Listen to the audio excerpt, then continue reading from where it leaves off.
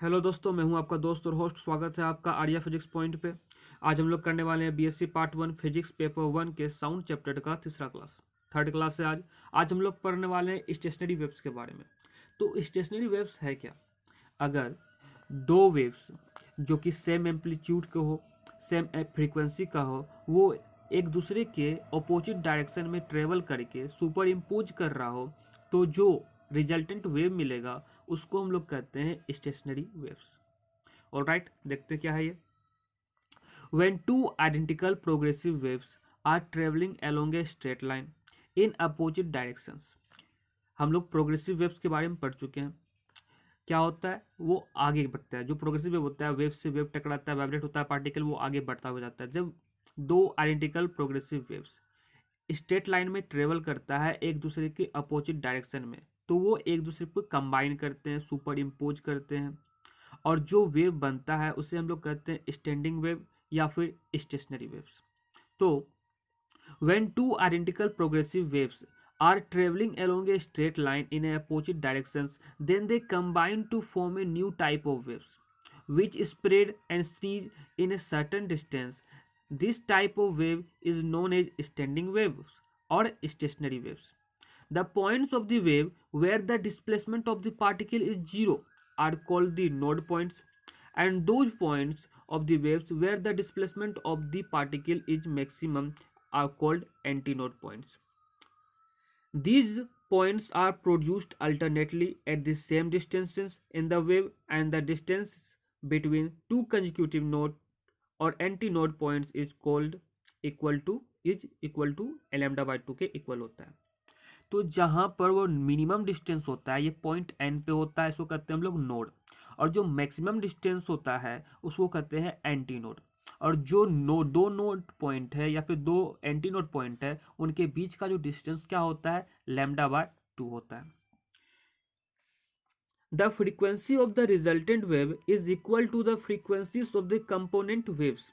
जो resultant wave के frequency होता है, वो जो होता है, जो कंपोनेंट वेव्स का जो फ्रीक्वेंसी था वो सेम होता है, इक्वल होता है। अब हम लोग जो स्टेशनरी वेव्स बना, तो हम एनालिटिकल मेथड के द्वारा उस स्टेशनरी वेव्स का रिजल्टेंट डिस्टेंस निकालते हैं y। Let a and v and lambda be the amplitude, frequency and velocity of the wavelength of two identical progressive waves which are moving along the same straight line in the opposite direction. Let y1 and y2 be the displacement of the particle at distance x and at any instant of time t second. जो दोनों का है, एक का y1 दूसरे का y2। y1 हो गया a sine 2 pi by lambda v t minus x, ये पॉजिटिव डायरेक्शन में ट्रेवल कर रहा है। ऑलराइट, और जो अपोजिट डायरेक्शन में ट्रेवल कर रहा होगा उसका हो गया माइनस इंटू माइनस एक्स, क्या हो जाएगा? प्लस हो जाएगा।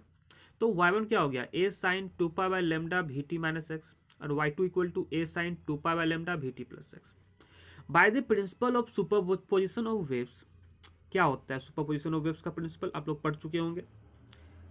तो by the principle of superposition of waves the resultant displacement of particle is given by, तो जो दोनों का डिस्प्लेसमेंट होगा वही क्या होगा? रिजल्टेंट डिस्प्लेसमेंट होगा। y इक्वल टू क्या हो जाएगा? y1 plus y2। तो y क्या है आपका? y1 equal to a sine 2 pi by lambda v t minus x plus a sine 2 pi by lambda v t plus x. दोनों में एम्पलीट्यूड a है, a कॉमन ले लिए, sine 2 pi by lambda v t minus x plus sine 2 pi by lambda v t plus x. ये sine C plus sine D के formula पे टूट जाएगा। क्या होता है साइन सी प्लस डी का formula? 2 sine C plus D by 2 into cos C minus D by 2, ये होता है। तो आगे हम इसको सॉल्व करते हो तो क्या मिलता है हमको? y equal to 2a sine 2 pi by lambda v t plus v t minus x by 2 plus x minus x cut गया, cos 2 pi by lambda v t plus x minus v t plus x by 2। यहाँ पर plus v t और minus v t क्या हो गया? Cancel हो जाएगा। तो क्या बचेगा मेरे पास? 2a sine 2 pi by lambda into 2 v t by 2 into cos 2 pi by lambda 2x by 2, 2 cancel हो जाएगा दोनों में। तो y equal to 2a cos 2 pi by lambda into x sine 2 pi v by lambda into t. v by lambda क्या होता है, n के इक्वल होता है, equation 1। It is clear from above expression that the resultant displacement of the particle depends upon the position x of the particle and time t। जो resultant wave होगा वो किस पर निर्भर करेगा, टाइम t पर निर्भर करता है और पोजीशन जो है x पर डिपेंड करता है। तो y इक्वल टू क्या हो जाएगा, a sine 2 pi n t, और n क्या था, v बाय लेमडा, और ये a क्या होगा, एम्पलीट्यूड होगा, रिजल्टेंट एम्पलीट्यूड a क्या होगा 2a cos 2 pi by lambda into x. ये इसको y equal to 2a sine 2 pi n t, इसको इक्वेशन 2 मान लेते हैं हम लोग। इक्वेशन 2 से it is clear from above that the particle in the resultant wave vibrates in SHM simple harmonic motion whose frequency is equal to the frequency of the component waves and its amplitude is equal to क्या हो जाएगा 2a cos 2 pi by lambda into x, equation 3। It is clear from equation 3 that the amplitude of the resultant wave will be the maximum and minimum when the value of cos 2 pi by lambda into x will be maximum and minimum। जब cos 2 pi by lambda into x का value maximum होगा तो resultant wave का क्या होगा, amplitude maximum होगा। अगर cos 2 pi by lambda into x का वैल्यू मिनिमम होगा तो रिजल्टेंट वेव का जो एम्पलीट्यूड होगा वो मिनिमम होगा। अब कंडीशन मैक्सिमम कब होगा, जब क्या होगा, ये मैक्सिमम होना चाहिए 2 pi by lambda into x क्या होगा +-1 हो सकता है ना। तो 2 pi by lambda into x क्या हो जाएगा n lambda, where n equal to क्या 0 1 2 3 एक्सेट्रा, तो x इक्वल टू क्या हो गया n lambda by 2। This gives the position of antinode points in the stationary waves, और ये हमको एंटी नोड पॉइंट्स का पोजीशन देता है। तो when n equal to 0 1 2 3 dot हो जाए सो ऑन, तो x इक्वल टू क्या हो जाएगा 0 lambda by 2 2 lambda by 2 3 lambda by 2 etcetera. It is clear from above that the antinode points in the stationary waves are produced at the same distances and the distance between two consecutive antinode points is equal to lambda by 2। ये क्या होता है यहाँ पे, इससे हम लोग को क्लियर हो गया जो एंटीनोड्स बनेगा वो सेम डिस्टेंस पे बनेगा। लेमडा बाय 2 में 0 घटाइए लेमडा बाय 2, 2 लेमडा बाय 2 पर लेमडा बाय 2 घटाइए लेमडा बाय 2, तो जो कंजुक्यूटिव दो पार्टिकल है वो एंड क्या होगा, उसका डिस्टेंस क्या है लेमडा बाय 2 है। अब कंडीशन फॉर मिनिमम एम्पलीट्यूड के लिए, मिनिमम एम्पलीट्यूड के लिए कॉस का मान क्या हो जाएगा 0, तो ये cos 2 pi by lambda into x equal to 0, तो 2 pi by lambda into x, 0 का वैल्यू क्या होता है 2n+1 into pi by 2, cos 0 किस 0 cos में किसका वैल्यू होता है 2n+1 पाई बाय 2 का, alright.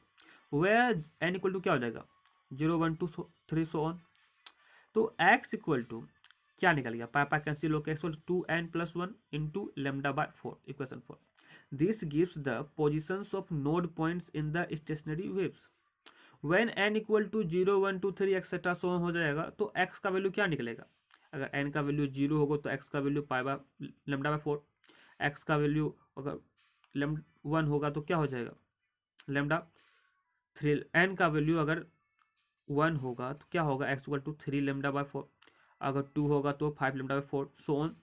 Thus the node points in the stationary waves also produced at the same distance, ये भी सेम डिस्टेंस पे हो रहा, and the distance between two consecutive node points is equal to कितना हो रहा है लेमडा बाय 2। देख लीजिए आप लोग 3 लेमडा बाय 4 में लेमडा बाय 4 घट करिए तो कितना निकलता है 3 lambda by 4 minus lambda by 4, 2 lambda by 4 equal to lambda by 2। तो it is clear from above that the node and antinode points in the stationary waves are produced alternating at the same distance, alternating at the same distance। दो antinode points के बीच का distance कितना हो जाएगा lambda by 2, और दो node point का distance कितना होगा लेमडा बाय 2, सभी और लेमडा बाय 2 होगा। तो जो भी आपको प्रॉब्लम हुआ क्लास 3 में वो हमसे आप पूछ सकते हैं कमेंट में, और इंस्टाग्राम आईडी पे जाइए वहाँ पर इसका आपको नोट्स मिल जाएगा जो अभी क्लास हुआ। तो लाइक शेयर एंड सब्सक्राइब कर दीजिए। मिलते हैं आपसे नेक्स्ट वीडियो में। सी यू, टाटा, signing out. Thank you very much for watching this video.